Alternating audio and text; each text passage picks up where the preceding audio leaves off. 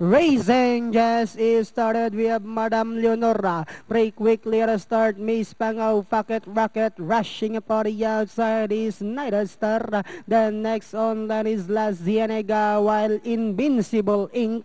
is the early trailer by about 8 lengths of the leader. And going along for the first turn, we have Night Star takes command, battling any hapa. And in second is Madam Leonora. Racing in third is Miss Pangaw, La Cienega. Pocket Rocket is down in fifth, while Invincible Inc.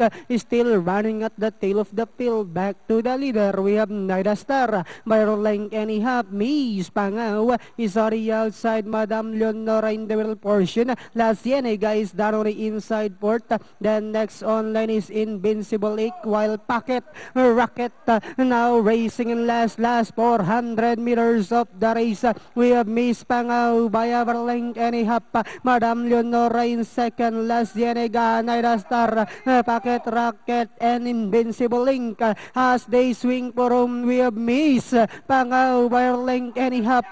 La Cienega is down on the inside. Madam Leonora is on the outside. Last 100 meters, we have Miss Pangaw, followed by Madam Leonora. And finally, it's going to be Miss Pangaw, Madam Leonora, La Cienega, Invincible Inc., Night Star, and Pocket Rocket.